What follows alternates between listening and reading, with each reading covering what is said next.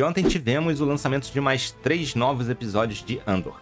Vamos debater sobre os acontecimentos desses episódios e agora vamos lembrar que sempre as nossas análises são com spoilers, então cuidado, prossiga com cautela.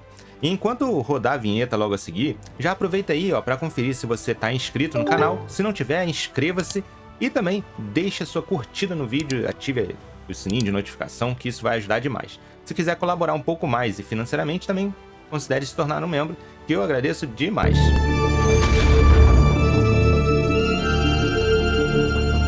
Como eu disse, ontem tivemos os 3 episódios, 4, 5, 6. A história aqui continua um ano depois dos acontecimentos do arco ali de 3 episódios da semana passada. Um detalhe muito legal é que esses episódios eles foram escritos pelo Bill Willimon, o roteirista que junto do James Mangold tá escrevendo o roteiro do filme ali da origem do Jedi, do alvorecer do Jedi. Vai contar as origens e como surgiram os primeiros Jedi e a Ordem Jedi. Por isso, a gente já pode ter um pequeno gostinho do que a gente pode esperar no futuro desse filme, em questão aí como o andamento de história, diálogos, intrigas e tudo mais. Esses 3 episódios, a gente teve basicamente 2 arcos que foram divididos em algumas frentes de personagens, mas foram os arcos de Gorman e Coruscant.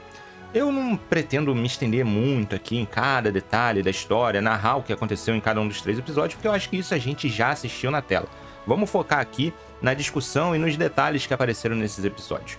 Bom, tudo aqui nesses 3 episódios gira em torno do plano da Dedra em Gorman, apesar dela não estar lá e estar sim em Coruscant, que a gente viu também ainda no início dos 3 primeiros episódios, com o Krennic colocando a Dedra à frente dessa operação. O plano dela é relativamente simples, principalmente pra gente que está assistindo, mas é um plano muito eficaz. O objetivo dela é atiçar a população local a se rebelar contra o Império, fazendo com que os imperiais tenham a desculpa perfeita para invadirem Gorman e assim, finalmente, colocar em ação o plano principal, que é o de extrair um minério contido no núcleo do planeta, que segundo Krennic falou ainda lá nos primeiros 3 episódios, seria vital para a sustentação energética do Império. Mas que eu, Fernando, acredito em algo diferente, tá? Eu acredito que isso, na verdade, seja um ingrediente primordial para finalizar o plano da Estrela da Morte. Ainda mais se a gente ligar aí com as cenas que a gente viu no trailer do Krennic observando as Estrelas da Morte, Enfim, a isca para que os rebeldes de Gorman comecem a se agitar é a construção de um gigantesco edifício imperial lá no planeta. Mas o que deixa a população realmente revoltada é que esse edifício está sendo construído muito próximo e simbolicamente cobriria em sombras o monumento erguido na praça central da capital do planeta. Esse monumento é uma homenagem às vítimas do massacre de Gorman. E aí eu acho que vale um pequeno parênteses para a gente já começar a debater e explicar um pouquinho o que foi esse massacre de Gorman. Para quem não conhece, esse massacre ele foi um evento que se iniciou lá no Legends. O massacre de Gorman foi um momento muito crucial da Era Imperial, que ocorreu 2 anos antes da Batalha de Yavin, quando forças do Exército Imperial reprimiram violentamente protestos pacíficos no planeta de Gorman. O massacre, que matou centenas, se não milhares de manifestantes, fez parte da crescente repressão contra o Império Galáctico, contra atividades rebeldes na galáxia e tal, e foi um momento decisivo que acabou desencadeando a Guerra Civil Galáctica. Ou seja, esse é o evento que possivelmente iremos observar nos próximos capítulos. Mas foi muito interessante aqui em Andor, que a gente viu Cassian, inclusive, comentando de outro massacre que já aconteceu, só que dessa vez encabeçado pelo Tarkin, por volta ali de 18 anos antes da Batalha de Yavin. Para quem estiver curioso, eu vou tentar explicar rapidamente aqui, tá? Esse massacre de Gorman foi mencionado pela primeira vez no cânone atual de Star Wars em Forget in Battle, um livro de RPG, de mesa ali mesmo, de 2016 da Fantasy Flight Games.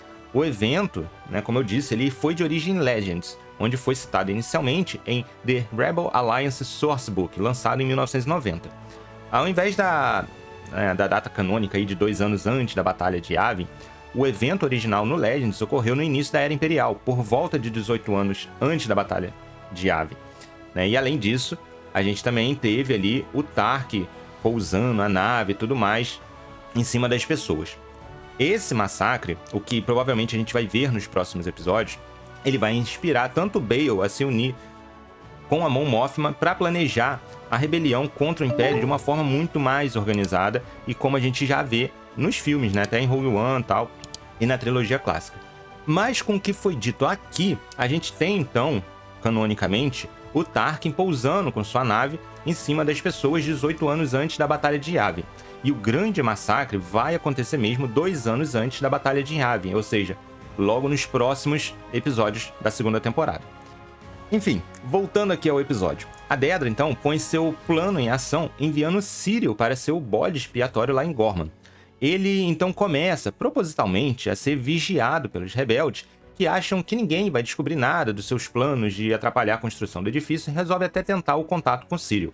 O plano foi realmente simples, né? Usar a ansiedade do pessoal ali de Gorman para dar a eles todo o material para que eles se rebelassem, usando principalmente os transportes que carregavam coisas para a construção do edifício, que depois eles descobrem que tem armamentos no meio.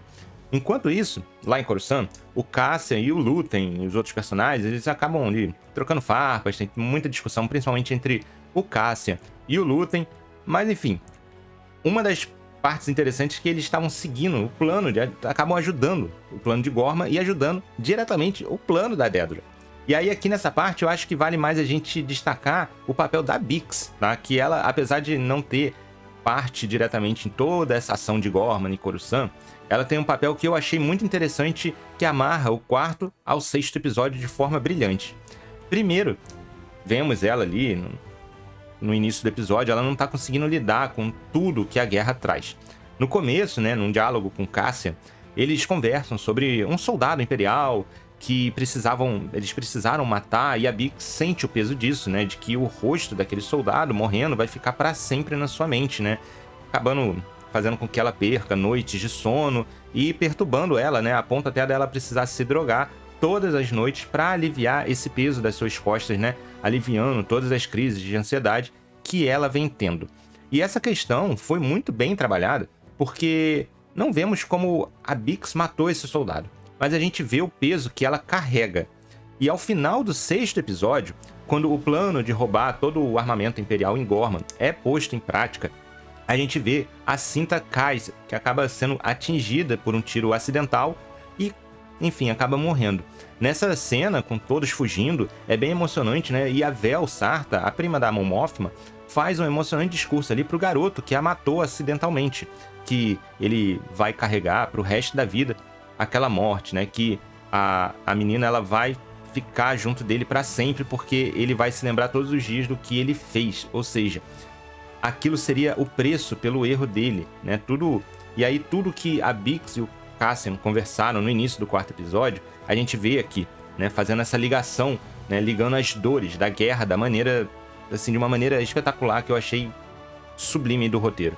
E por fim, eu não poderia deixar de falar da introdução de Saw Gerrera na série. Apesar dele, a gente não entender bem o papel dele aqui nesse momento, foi interessante para sabermos aonde também o Wilmon foi parar, né, nesse 1 ano depois que se passou entre o episódio 3 e o episódio 4, quando ele fugiu de Minas Hall com Cassian e a Bix. O Luthen mandou o Wilmon lá para D'Qar para ajudar o Saw. E, se você não reconheceu, bom, ali onde o Saw estava, né, no planeta D'Qar, foi uma base que muitos anos depois, na linha do tempo da saga, serviu como base principal para a resistência da Leia Organa, como a gente vê na trilogia sequel. Eu tô bem curioso para saber que doideira o Saw tá aprontando, porque o final ali, ele drogando o Wilmon, foi louco demais. E aí, agora eu quero saber de vocês, o que vocês acharam desse segundo arco de 3 episódios de Andor? Comenta aí embaixo, vamos debater bastante. Novamente, não se esquece de se inscrever, deixe aquela curtida no vídeo também. Se puder, torne-se um membro, que eu agradeço demais. Meu muito obrigado por chegar até aqui, valeu e alô!